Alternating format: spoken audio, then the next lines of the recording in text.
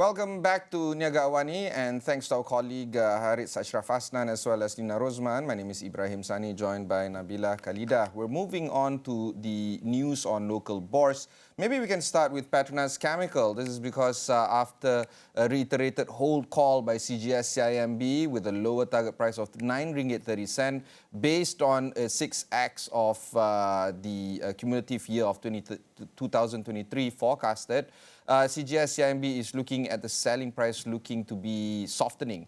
Some of the products, including PE and MEG, urea and methanol prices have continued to fall since peaking in March this year. Aromatics prices have peaked in June and have dropped sharply. Maybe we can pull up the share price of Petchem right now. It is up slightly, but still below the target price of 9 ringgit plus. Currently, it's trading at about 8 ringgit 70 cent. And of course, Malaysia is also looking to be a net exporter of polymers once the Pengerang plant's startups are happening in November this year, just as other Southeast Asian countries are reducing import reliance. Next up, also is quite important for us to look at is, of course, Hinson Holdings. Again, CGS-CIMB is reiterating an ad call with a higher SOP base target price of 3 ringgit 23 cent. Again, let's pull up the graphics on this one. This is because on a slightly lower cost of equity and a one-year extension of the FPSO Lamson charter, Hinson is, of course, up slightly to 2 ringgit, again, far lower than the target price that has been set by CGS-CIMB. A company that I have a love-hate relationship with next is, of course, British American Tobacco, or BAT. Quite interesting to note that this week we saw the Parliament debating the generational endgame conversation, whether or not to ban those born beyond 2005 or to buy any tobacco products. That is actually quite important. My children, all of them, are born after 2005. I don't want them to be smokers like me, for instance. BAT, despite a second quarter of this year's earnings improving year-on-year and quarter-on-quarter, BAT's first half of the year core net profit was within CGS-CIMB's expectation at 51% of their full-year forecast. The 39% quarter-on-quarter jump of BAT's second quarter profit did not surprise some analysts, and of course they believe that BAT's sale may not be able to surpass pre-2019 levels due to number one, unfriendly regulations, and number two, poor enforcement. Finally, we do a quick take into Alliance Bank. The sustainable banking business, or SBB, of Alliance Bank hit 2.1 billion ringgit for the third quarter of this year for Alliance Bank, exceeding their 500 million target. This has led to the doubling of its financial year 2015 SBB, or Sustainable Banking target, of 10 billion ringgit. They do not expect, some of the analysts do not expect the growth in their SBB business line to have any material impact on Alliance net interest margin in the near term, i.e. in the next 1 to 2 years. CGS-CIMB maintains a hold call on Alliance as one of the key beneficiaries of the OPR hikes, or the overnight policy rate hike. However, CGS-CIMB also see relatively higher credit risk for it from COVID-19. Maybe the conversation right now is whether or not the banking sector, not just Alliance Bank, but banking sector is going to take an impact on that as well. If we look at Alliance Bank right now in the screen, where you can see it's trading up 3 ringgit 36 cent, pardon me. Okay, before we toss over to Nabila, I just want to do a quick check. KLCI is trending upwards at 1,453 points, up 3.64 points or 0.25%. 272 counters are in the green, while 155 counters are in the red, with over 316 million shares traded with about 131 million ringgit worth of value. We're looking at this as at 9:35 a.m. in the morning on a beautiful Friday, 22 July.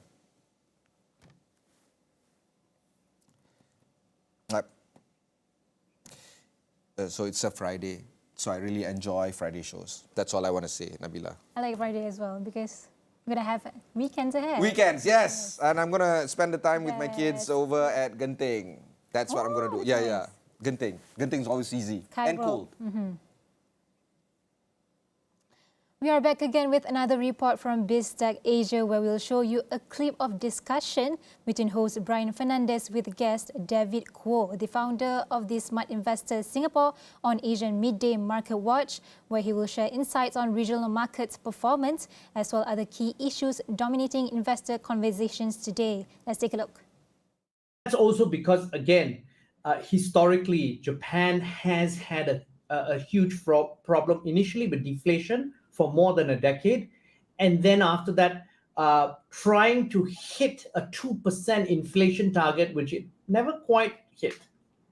Yeah, well, I mean, Japan is a very special case, but they also need to remember that if the US dollar keeps on rising and the Japanese yen keeps on falling against the US dollar, it therefore means that whenever they buy materials from outside of Japan, all the raw materials they require, they're going to have to pay more for it. And so that is going to be inflationary. But maybe in the case of the Bank of Japan, they're putting it on the back burner and they say there's nothing much to worry about at the moment, in much the same way as China says there's not much to worry about at the moment. So therefore, they're focusing more on the supply side, and they're saying that if they can keep the economy ticking over, that will be good for Japan in the long run. It really is a difference of philosophies as to whether or not you are more intent on controlling inflation or whether you are more terrified about some kind of recession happening. But then you talk about being terrified about some sort of recession happening. The signs are there even among the big tech giants. So we have everyone from Microsoft, Google, Facebook, either slowing down the pace of hiring or putting a hiring freeze in place. Is that a bellwether then? Because there are some analysts who say the US is already well in recession mode right now. Yeah, I mean, isn't that really what the Federal Reserve is after at the moment, to try and sort of, not to stoke unemployment, but what they're saying is that if the unemployment figures are not as bad as people think, then what will happen then is that workers will demand higher wages. I mean, we're seeing this in a lot of places, Brian. A lot of places around the world, people are very unhappy about the pay rises that they are getting, and they're saying that no way, is a 4%, which used to be quite good, a 4 or 5% pay rise is going to be enough to cope with inflation. I mean, I see that in the UK, inflation at over 9%, and they're offering workers 4 or 5% pay rises, and they say that is nowhere near enough. But I think if we go back to your original point about these tech companies, they've seen this story before. I mean, they've read this book before, they've seen the movie, they even have the T-shirt. And what they know is that the Federal Reserve is going to be intent on increasing interest rates in order to try and sort of control inflation, and that is going to bring on recessionary pressures for the US. And back to your point about, is America already in recession? Some people say it already is, because I mean, the indicators that we get, the economic indicators, are always backwards looking. So some people are saying that America is already in recession. And these tech companies are responding to that, and they're saying that the one thing that we can control is wages. And so therefore, if we slow down the hiring process, we can therefore protect our cash flow in some way and hopefully be able to reward our shareholders over the longer term. So I don't think we should be too worried about these companies, these tech companies, slowing down their hiring process. It's not as though they're making people redundant. What they're saying is that we're not going to be hiring as many people because we can see on the horizon, the economic conditions are going to be quite harsh. And it goes back to what Jamie Dimon said, a hurricane is coming, and these tech companies are hunkering down now. The European Central Bank raised interest rates on Thursday for the first time in 11 years by a larger than expected amount, joining steps already taken by the US Federal Reserve and the other major central banks to target stubbornly high inflation. The move raises new questions about whether the rush to make credit more expensive will plunge major economies into recession at the cost of easing prices for people spending more on food, fuel and everything in between. The ECB's surprise hike of half a percentage point for the 19 countries using the euro currency is expected to be followed by another increase in September, possibly of another half a point. Bank President Christine Lagarde had indicated a quarter point hike last month. The ECB is coming late to the party in its rate lift-off, a token of inflation that turned out to be higher and more stubborn than first expected, and of the shakier state of economy heavily exposed to the war in Ukraine and the dependence on Russian oil and natural gas. Recession predictions have increased for later this year and next year as soaring bills for electricity, fuel and gas deal a blow to businesses and people's spending power. Economic activity is slowing. Russia's unjustified aggression towards Ukraine is an ongoing drag on growth. The impact of high inflation on purchasing power, continuous supply constraints, and higher uncertainty are having a dampening effect on the economy. Firms continue to face higher costs and disruptions in their supply chains, although there are tentative signs that some of the supply bottlenecks are easing. Taken together, these factors are significantly clouding the outlook for the second half of 2022 and beyond. The most precious good that we can deliver and that we have to deliver is price stability. So we have to bring inflation down to 2% in the medium term. That is the imperative under the treaty, that is the strategy review objective that we have set for ourselves, and it's time to deliver. China's trade with Europe was worth $420.6 billion in the first half of the year, up by 8.4% year-on-year despite the Chinese yuan's appreciation against the euro since May. At a press conference in Beijing, Xu Jiuting, the spokeswoman of Commerce Ministry, called on Chinese enterprises to improve their risk management capabilities in response to exchange rate fluctuations. 汇率波动是市场多种因素共同作用的结果，对贸易、投资等经贸活动有着多维度的影响。我们一贯鼓励和支持企业客观看待汇率波动，主动适应汇率变化，通过汇率避险工具等市场化方式，不断提升汇率风险管理能力，更好稳健经营。今年以来，中欧贸易保持稳定发展。上半年，双边贸易额达4206亿美元，同比增长8.4%。预计全年将保持健康发展势头。 Expo dan Sidang Kemuncak Agri Komoditi Antarabangsa Malaysia MyACES 2022 dari 26 hingga 28 Julai di MyTech Kuala Lumpur. Landasan pemasaran dan jaringan global strategik bagi industri agri komoditi. Jangan ketinggalan. Apabila kita bercakap berkenaan dengan teknologi, sudah tentu ianya boleh diaplikasikan di pelbagai sektor. Dan sudah tentu dalam isu keselamatan makanan, food security ini, sudah tentu teknologi berperanan penting untuk bergerak ke hadapan, dan pada masa sama bagaimana kita nak pastikan Malaysia tidak lagi bergantung harap kepada negara luar. Kita boleh membekalkan produk kita sendiri, tak ada lagi isu-isu permasalahan berkenaan dengan security makanan selepas ini menggunakan teknologi, dan sudah tentu teknologi membantu dalam meningkatkan tahap security makanan negara. Dan dalam kita bercakap tentang perkara ini, antara salah satunya adalah berkenaan dengan kalau kita nak melihat dari segi teknologi baharu. Apakah bentuk teknologi baharu yang boleh kita gunakan? Jadi untuk Niaga Awani hari ini, saya membawakan saudara Rahman Husin yang merupakan Ketua Pegawai Strategi Meraki. Rahman, terima kasih kerana sudi bersama dengan dalam Niaga Awani.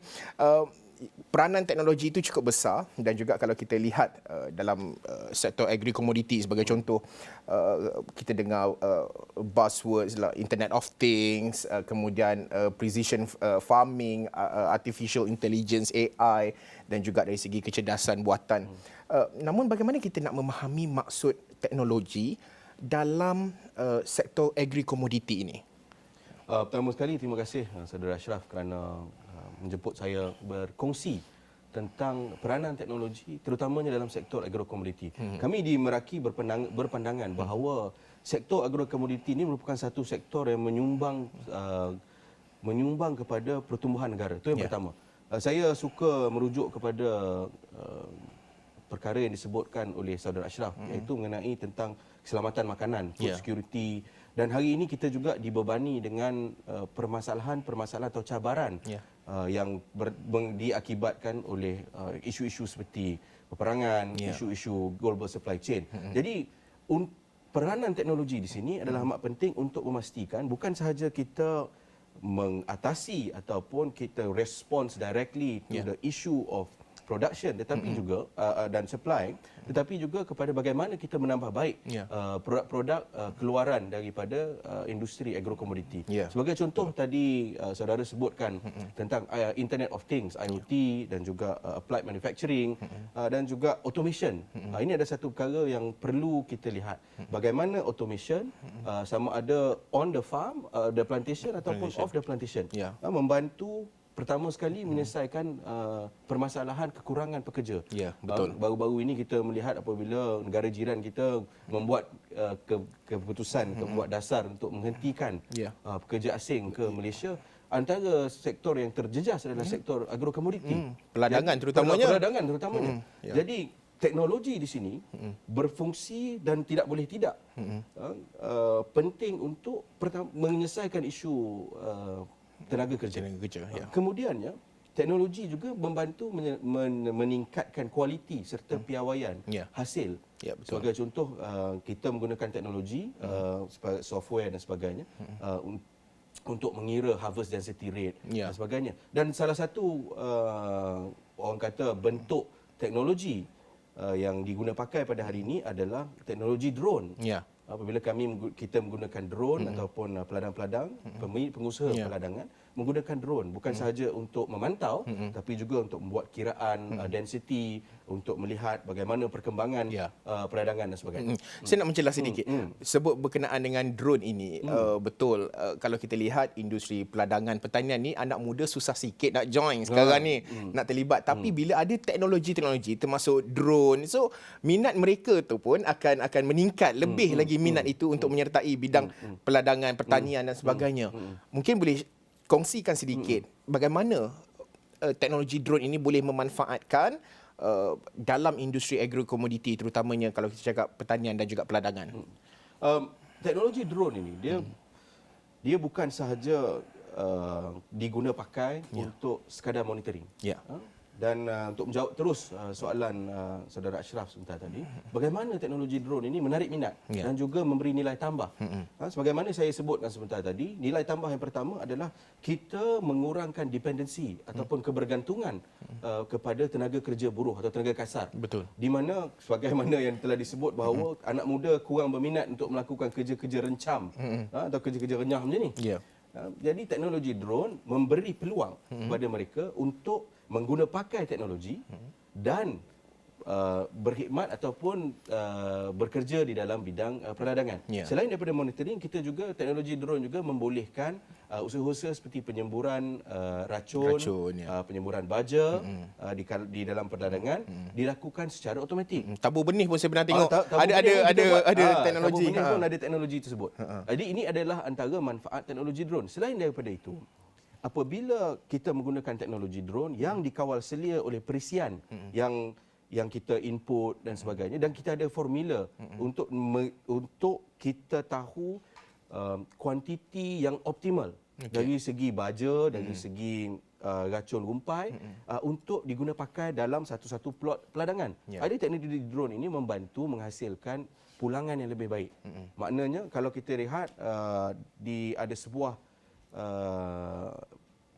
kajian yang telah dilakukan di Indonesia di mana penggunaan teknologi drone menambah baik sebanyak hampir 20% the yield of a certain plantation.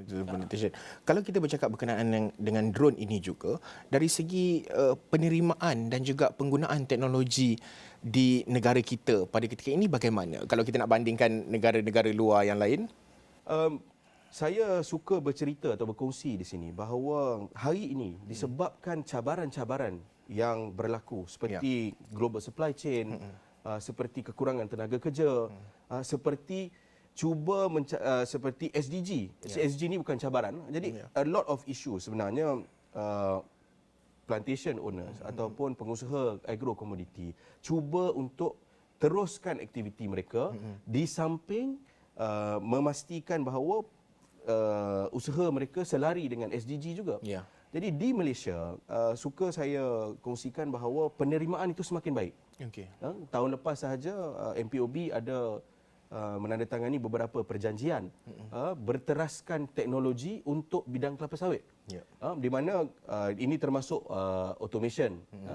Automation ini termasuk kepada penghasilan baja yang lebih baik, penghasilan anak benih yang lebih baik dan juga penghasilan by-product yang berdaya tahan dan juga penghasilan by-product yang commercially more viable. Jadi saya cuma kekangan adalah the early adopters seems to be the big players. Maknanya pemilik agrokomoditi yang besar. Yang besar, syarikat besar. Tetapi kita juga tidak boleh melupakan bahawa amat penting untuk kita empower atau memperkasakan peladang-peladang kecil ini untuk mengguna pakai teknologi. Apa lagi yang perlu peladang-peladang mereka yang bergiat aktif terlibat terus dalam sektor ini untuk belajar dan juga pada masa sama untuk melaksanakan, merealisasikan penggunaan teknologi terutama kalau kita cakap dalam konteks drone di Malaysia ini? Antara perkara yang menjadi cabaran kepada peladang-peladang ataupun pemain industri adalah the high initial cost of technology adoption. Ini perkara yang benar, kita tidak nafikan. Tetapi kita harus melihat dan peladang harus melihat kesan jangka masa panjang. Betul. Di mana dalam sebuah kajian yang sama juga di Indonesia, penggunaan teknologi memang memberikan kesan lebih 30% lebih mahal di peringkat awal, tetapi dalam masa satu cycle atau satu kitaran hasil penggunaan teknologi itu boleh bayar balik peningkatan 30% ini. Jadi perlu usaha untuk memberitahu atau berkongsi dengan peladang-peladang bahawa benar the initial cost adalah agak tinggi, tetapi kesan jangka panjangnya adalah sangat lumayan kepada peladang-peladang. Itu yang pertama. Yang kedua, teknologi itu harus bersifat ataupun teknologi yang sedia ada harus bersifat mudah difahami.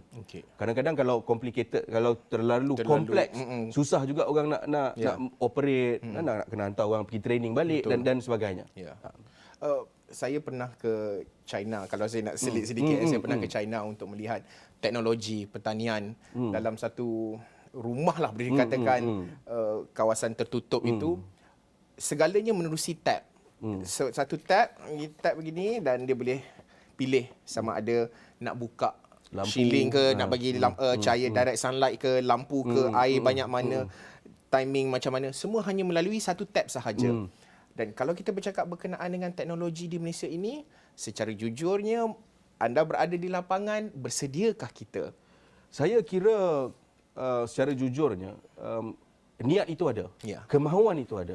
Cuma mungkin dia tidak selarikan dengan keperluan ataupun market demand. Jadi kami sebagai pemain industri di dalam industri teknologi ini, kami juga harus membuat satu balancing act.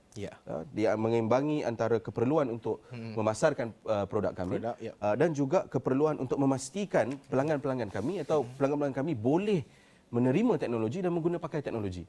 Namun begitu, suka saya berkongsi di sini, memang terdapat pemain-pemain industri yang sudah menggunakan pakai teknologi yang macam Saudara Ashraf sebutkan tadi. In fact, sebenarnya salah satu daripada tawaran kami, produk kami adalah sebuah ekosistem perisian yang kita daripada mula sampai akhir, daripada the soil monitoring, ni kita tengok pH berapa dan sebagainya. Bila sampai masa kena suruh letak baja, dia akan hantar satu maklum balas ataupun satu reminder, notification macam itulah, notification ini kena letak baja dan sebagainya.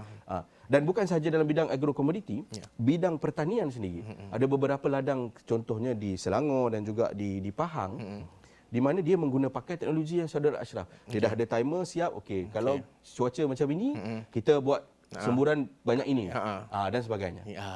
Itu menarik. Bolehlah nanti kita pergi Boleh, location. boleh, kita nak boleh. tengok Boleh. ceritanya. Tapi antara perkara menarik ataupun apa yang akan berlangsung di ibu negara bermula 26 hingga 28 Julai ini adalah melibatkan Expo dan juga sidang kemuncak agri komoditi antarabangsa Malaysia 2022 ataupun yang disebut sebagai MyAces, di mana MyAces ini mengumpulkan ramai pemain-pemain industri termasuklah dari segi teknologi dan Meraki juga terlibat secara langsung dalam persidangan ataupun expo pada kali ini. Mungkin boleh kongsikan yang berlangsung pada 26 hingga 28 Julai ini menerusi Kementerian Perusahaan Peladangan dan Komuniti, bagaimana, apa peranan Meraki, apa yang orang ramai boleh jangkakan kalau nak pergi booth Meraki tu, apa yang mereka boleh nampak? Jadi di Malaysia International Agro Commodity Expo dan Summit ini yang akan berlangsung daripada MyAces, kalau nama singkatan dia, berlangsung daripada 26 hingga ke 28 Julai. Meraki merupakan salah satu rakan industri yang bekerjasama dengan pihak penganjur untuk memastikan dan memberi nilai tambah dari segi pertamanya, dari segi kepakaran teknologi. Kemudiannya ini juga menjadi satu medan di mana Meraki boleh melihat ataupun memberi nilai tambah secara terus kepada pemegang-pemegang taruh yang akan turut sama di expo ini. Dan kepada orang ramai yang mahu mengunjungi booth Meraki, kita ada teknologi, kita pamerkan drone kita. Itu yang pertama. Selain daripada itu juga kita pamerkan kita punya autonomous unmanned ground vehicle pun kita ada. Robot yang boleh jalan sendiri pun kita ada. Selain daripada itu kami juga membuat tawaran pekerjaan dan sebagainya di booth. Bagi orang yang berminat untuk bergiat dalam bidang industri yang menggabungkan teknologi dan juga salah satu industri tertua di negara kita, iaitu agrokomoditi. Agrokomoditi, betul. Sebab sudah tentu akhirnya adalah bagaimana kita nak menarik minat, kerana kita tahu ada lambakan penganggur juga agak ramai, dan juga bagaimana kita nak memastikan bahawa tidak berlaku mismatch. Kadang-kadang kita dapat lihat bahawa ada graduan-graduan pertanian dan sebagainya tak tahu nak channel diri mereka ke mana. Mungkin yang minat teknologi dan pertanian, inilah peluangnya untuk hadir pada expo dan sidang kemuncak agri komoditi antarabangsa Malaysia 2022 MyAces yang berlangsung pada 26 hingga 28 Julai ini. Jadi jangan lepaskan peluang.